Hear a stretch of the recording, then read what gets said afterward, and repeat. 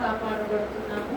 కేవలము దేవుని చిత్త ప్రకారం దేవుడు నీ పట్ల, నీ కుటుంబం పట్ల కలిగిన ఉద్దేశాలు, నిర్ణయాలు, ప్రణాళికలు నెరవేర్చబడ్డానికే ఇంకా మనము సజీవతలో ఉన్నాము కదా. మరి చూసినట్లయితే ఎక్కడ చూసినా కానీ మరి కుటుంబాలు ఈ మధ్య యాక్సిడెంట్ గురైపోయి చనిపోతూ ఉన్నారు కదా. మరి కానీ దేవుడు ఇంకా నిన్ను మరి కుటుంబాన్ని కాపాడుతున్నాడు అని అంటే దేవుడు నీ కుటుంబం పట్ల ఒక ఉద్దేశము కలిగి ఉన్నాడు. అందుని బట్టి దేవుని మనము స్తుతించాలి, అందుని బట్టి దేవుని మనము ఘనపరచాలి. నిజంగా అయితే మరి ఉత్తర ప్రత్యుత్తరాలు చదువుకున్న దాంట్లో 10వ వచనంలో మృతులకు నీవు అద్భుతమును చూపెదవా, ప్రేతలు లేచి నిన్ను స్తుతించెదరా, సమాధిలో నీ కృపను ఎవరైనా వివరించురా, నాశన రూపంలో నీ విశ్వాసతను ఎవరైనా చెప్పుకుందురా. నిజమే కదా. మరి మరణములో మనం మరణిస్తే దేవుడు అద్భుతాలు మన పట్ల, మరణించిన తర్వాత దేవుడు అద్భుతాలు, మరి దేవుని అద్భుతాలు మనము చూస్తామా? మరి అదేవిధంగా చూసుకున్నట్లయితే మరి చనిపోయిన వారు దేవుణ్ణి స్తుతిస్తారా? చనిపోయిన వారు అద్భుతాలు చూడరు, చనిపోయిన వారు దేవుని స్తుతించరు. సమాధిలో నీ కృపను ఎవరైనా వివరించురా. ఇప్పుడు మనం బ్రతికి ఉన్నాము కాబట్టి మనము దేవుని కృపను వివరిస్తున్నాం. ఇప్పుడు చెప్పుకున్నాం కదా. మరి ఎంతో మంది ఎండ దెబ్బకు మరి చనిపోయారు, ఎంతో మంది అనారోగ్య పరిస్థితుల్లో ఉన్నారు. కానీ దేవుడు మనల్ని, మన కుటుంబాన్ని క్షేమంగా కాచి కాపాడాడు అని మనం చెప్పుకుంటున్నాం. దేవుని కృపల గురించి మనం ఏం చేస్తున్నాము? వివరిస్తూ ఉన్నాం. అదే ఒకవేళ మనం సమాధిలో ఉంటే వివరించగలుగుతామా? సమాధిలో పక్కకే ఉంటాయి సమాధులన్నీ, కానీ మాట్లాడుకుంటారా? మాట్లాడుకుంటారు కదా. మరి మృతులు దేవుణ్ణి స్తుతించరు, మృతులు దేవుడు చేసిన అద్భుతాలు చెప్పరు కదా. మృతులు దేవుని కృపను వివరించరు. మరి అదే విధంగా చూసుకున్నట్లయితే మరి నాశన రూపంలో నీ విశ్వాస్యతను ఎవరైనా చెప్పుకుంటారా? మరి మృతులు సమాధిలో ఉన్నప్పుడు ఎముకలన్నీ కుళ్ళిపోతాయి కదా, శరీరం అంతా కూడా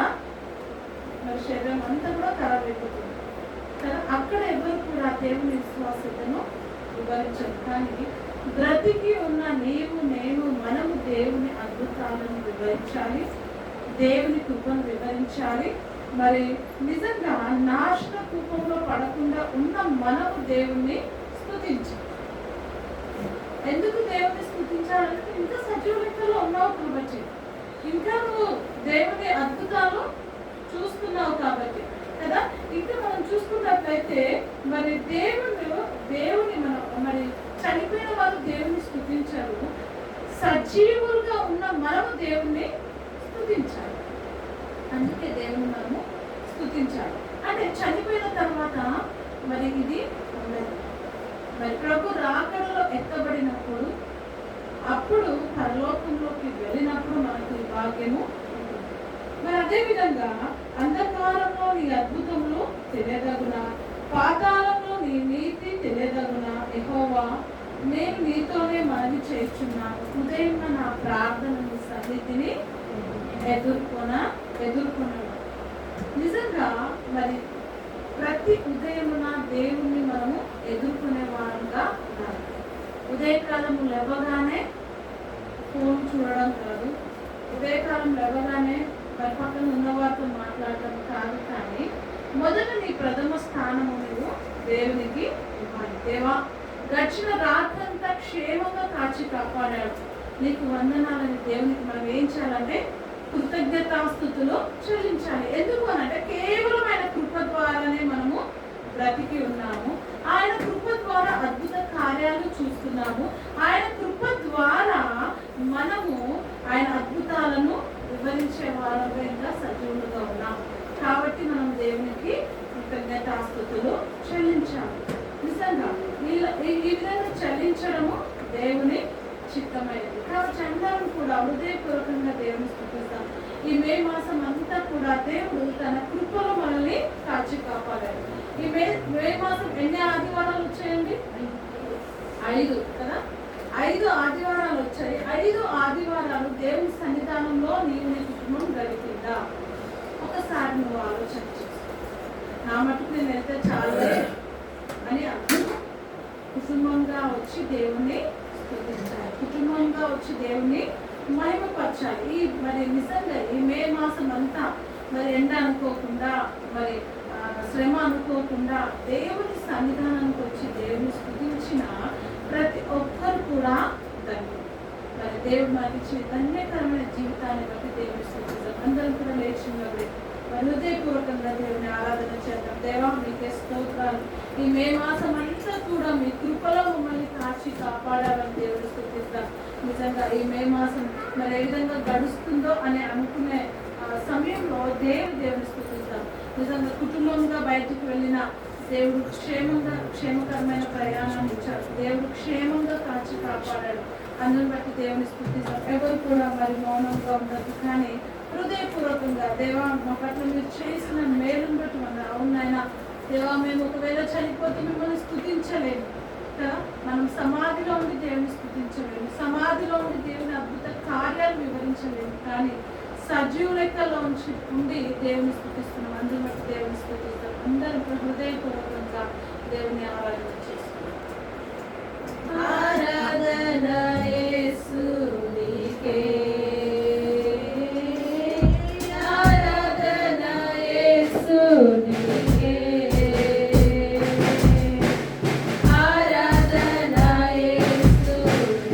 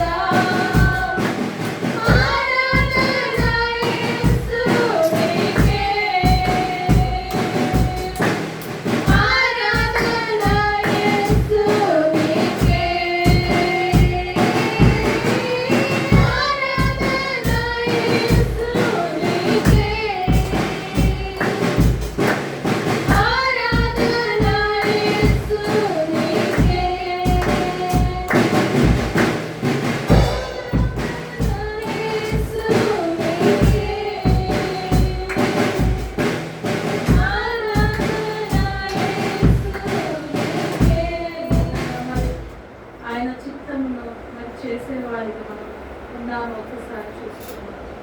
నిజంగా మరి ఆయన తన చిత్త ప్రకారం నిన్ను నన్ను సృష్టించాడు. తన చిత్తాన్ని నెరవేర్చడానికి నిన్ను నన్ను పుట్టించాడు. మరి ఆయన చిత్త ప్రకారం మనం చేయడానికి చేస్తున్నాం. ఒక్కసారి మనల్ని మనం పరీక్షించుకుంటాం. నిజంగా ఆయన బాటలో మనం నడిచే వారంగా, మరి ఆయన వాక్యంలో మనము నిలిచే వారంగా, మరి యేసు ప్రభువుని వెంబడించే వారంగా ఎక్కడైతే ఆయన వాక్యంలో నువ్వు నిలుస్తావో అది ఆటోమేటిక్గా నువ్వు ఆయనకు వెంబడిస్తావు. నిజంగా మరొకసారి దేవుడు తన చిత్తంను నెరవేర్చడానికి దేవుడు మనం నిలబెట్టాడు. అందుబాటు దేవుడు స్తుతిస్తాం. నిజంగా మరి సర్వ సృష్టి దేవునికి లోపడుతుంది. గాలి, నీరు, అగ్ని నిజంగా ఆయన అద్భుత మాటలకు మరి లోపడుతుంది. మరి తన పోలిక చొప్పున సృష్టించిన నీవు దేవుని మాటకు లోబడుతున్నావా? దేవుని మరి స్వరము విన్నప్పుడు నిన్ను నీవు సరి చేసుకుంటున్నావా? దేవునికి లోబడుతున్నావా? ఒకసారి మనం పరీక్షించుకున్నాం. ఇంత గొప్ప అవకాశాన్ని దేవుడు మనకు అనుగ్రహించాడు. సర్వ సృష్టి దేవునికి లోబడుతుంది. ఆయన అద్భుత పాదములను ఒకసారి గుర్తు చేసుకున్నాం. నిజంగా నీ కొరకు నా కొరకు ఆ కలవరిశిలో నలగొట్టబడిన మరి ఆయన శరీరం మరి నిజంగా ఒక్కసారిగా పరీక్షించుకున్నట్లయితే ఏ పాచి వారం ఎన్నిక లేని మనల్ని దేవుడు విధానాన్ని బట్టి దేవుడు దేవానికి వేలాది వేల స్తుతులు స్తోత్రాలు దేవుడు మనలో పలుకుతాం. నిజంగా ఆయన అద్భుత పాదము మరి నీటిపై నడిచిన ఆయన అద్భుత పాదము నిజంగా ఎంత గొప్ప మరి భాగ్యంలో దేవుడు మనకు అనుగ్రహించాడు. యెహోవా తమకు దేవుడు కాగల జనులు ధన్యులను సెలవిచ్చినట్టుగా అతి ధన్యకరమైన జీవితాన్ని దేవుడు మనకు అనుగ్రహించాడు. మరి నిజంగా యేసు ప్రభువును అంగీకరించిన నీవు నేను మనమందరము కూడా మరి క్రీస్తు బాటలో మనం నడిచే వారిగా, క్రీస్తులో మనం నిలిచి ఉండే వారిగా, క్రీస్తులో ఫలించాలని దేవుడు చూస్తూ ఉన్నాను. నువ్వు ఫలించట వలన నీ తండ్రి మహిమపరచబడతావు. నువ్వు ఎప్పుడైతే ఫలిస్తావో నీ ఫలాలు అభివృద్ధి పొందుతావో నీవు మరి దేవుణ్ణి నువ్వు మహిమపరిచిన వారంలో మహిమపరిచిన దానిలో ఉంటావు. కానీ ఎక్కడ వేసిన బొమ్మలు అక్కడే ఉన్నట్టుగా నీ స్థితి ఉన్నట్లయితే దేవుడు నీ అంత ఆనందించాడు కదా. మరి తలాంతులు కలిగిన వారికి మరి 10 తలాంతులు కలిగిన వారికి ఇంకా 10 ఇవ్వబడ్డాయి. 5 తలాంతులు కలిగిన వారికి ఇంకా 5 ఇవ్వబడ్డాయి. 1 తలాంతు కలిగిన వాడు అది పాతి పెట్టినందుకు ఆ ఒక్కటి కూడా వాళ్ళ దగ్గర నుండి తీసివేయబడింది. దేవుడు నీకు ఇచ్చిన తలాంతులు, దేవుడు నీకు ఇచ్చిన మరి ఆయన ప్రసన్నత, ఆయన ప్రభావం, దేవుడు నీలో ఉంచిన ఆయన గొప్పతనాన్ని నువ్వు నిర్లక్ష్యం చేస్తే మరి ఆ తలాంతు తీసివేయబడుతుంది. దేవుడు నిన్ను ఫలించి నువ్వు అభివృద్ధి పొంది విస్తరించబడాలని దేవుడు ఆశపడుతున్నాడు. కాబట్టి ఆయన చిత్తానికి లోపడే వారంగా, ఆయన చిత్తాన్ని నెరవేర్చే వారంగా మనము ఉండాలి. దేవుడి గొప్ప అవకాశాన్ని బట్టి దేవుడు పరిశుద్ధ మహోన్నతుడ మహిమగల మా దేవ, సర్వోన్నతుడ, సర్వాధికారి, సర్వశక్తిమంతుడ, మీ ఘనమైన శ్రేష్టమైన అమూల్యమైన నామాన్ని వచ్చి మీకు వందనాలు. దేవా మా తండ్రి అని మీకు మొరపెట్టే భాగ్యాన్ని ఇచ్చిన మా తండ్రి మీకే వందనాలు. అద్భుత కార్యాలు, ఆశ్చర్య కార్యాలు జరిగించే దేవా మీకే స్తోత్రాలు. సర్వ సృష్టిని సృజించిన దేవా మీకే స్తోత్రాలు. దేవా మరి నాయన నా తండ్రి మీ పోలిక చొప్పున మమ్మల్ని నిర్మించిన మా తండ్రి మీకే స్తోత్రాలు. దేవా మమ్మల్ని సజీవ లెక్కలో ఉంచిన మా తండ్రి మీకే స్తోత్రాలు. అవునైనా సమాధిలో ఉన్నవారు మిమ్మల్ని నాయన మీ అద్భుత కార్యాలు వివరించలేదు ప్రభా. మరి సమాధిలో ఉన్నవారు నాయన మీ కృపను గురించి వివరించలేదు. కానీ నాయన సజీవులుగా ఉంచిన మేము మిమ్మల్ని స్తుతించే వారంగా, మిమ్మల్ని గణపరిచే వారంగా, మిమ్మల్ని మహిమపరిచే వారంగా మీరు మమ్మల్ని నిలబెట్టుకున్నందుకు మీకు స్తోత్రాలు ప్రభా.